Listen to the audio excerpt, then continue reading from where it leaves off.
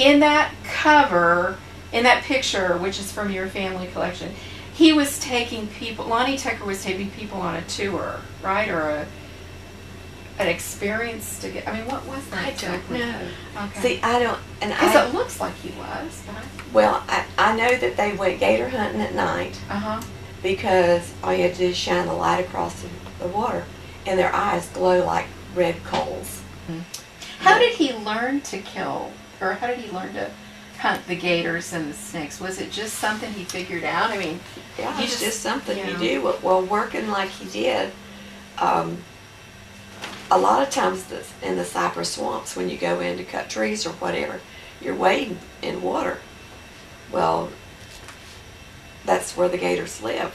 Well, now the gators, and there again, people would call him and say, I've got a gator that's pulling down my calves. You know, they get close to the water, the gator would get them. Could you come out and get the gator? Well, he would go out and he would hunt these gators. And, you know, that was the people's livelihood, is raising their cattle and stuff. And he would go out, of course, at that time, too. He hunted gators for the, not only the meat, but for the hides. The hides were in very big demand at that time. And what they would do was they would kill the gator, skin the gator out, salt the hide down, roll it up real tight, put it in a bag of some sort, well, sometimes they would use the old pillowcase and put it in there. And he may have 6 or 8 hides in that pillowcase, but he would put it in the freezer and wait for the hide man to come. And then the guy would come that bought the hides, and he would pay them per foot. Now, I don't remember how much they paid them per foot, but I know that was how they measured it, was by the foot. And the meat was really good. Well, that was a big step. The one that was on our place, which is where the family cemetery is now, it was a rather large operation. And as a matter of fact, it was even more permanent because there were homes there.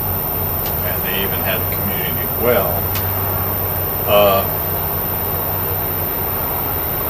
And people traveling through, because that was the high ground.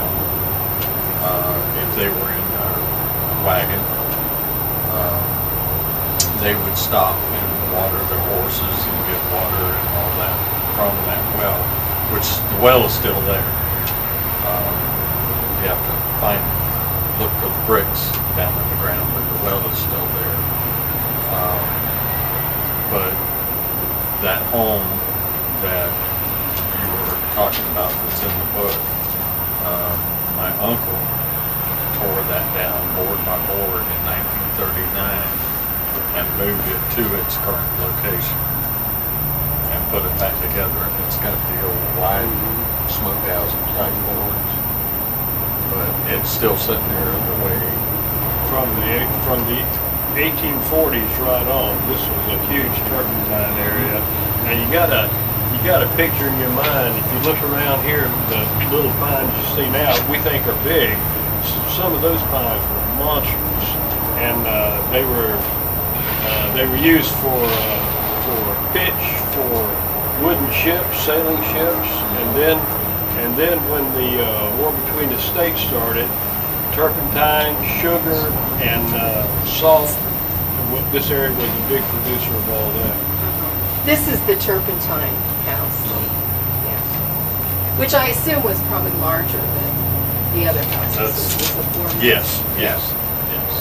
And there's another picture. But it had that turpentine community had its own commissary, just like Cummers used to.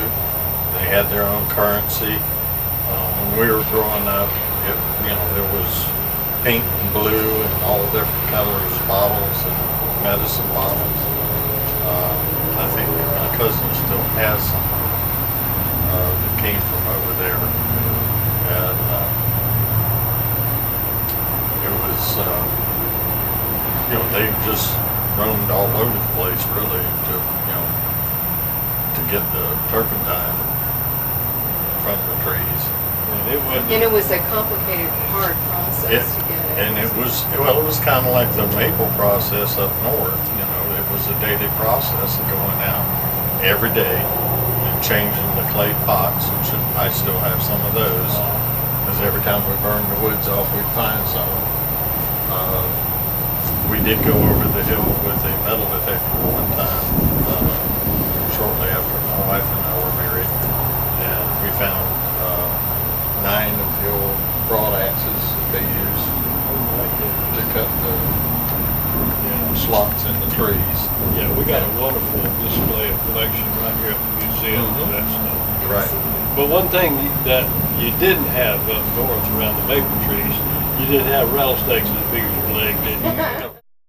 Grew up on a farm, and I've been on a farm all my life, and I knew what hard work was. So a garden and well, we had a farm. a farm. Okay. Peas, beans, and you name it. And that's where we made our living. Uh-huh. And so this reminded me of that back in the old days when I was growing up. Okay. Yes. And my grandfather, we run cattle, we run hogs. Matter of fact, we'd even marked the old wild piney wood rooters, and they roamed all out. There was actually no fence law back then, so the cows run all over the place. And so our family, like I say, we all helped each other. That was what it was all about. Even if you got mad at one of the family members, by the next day you were over.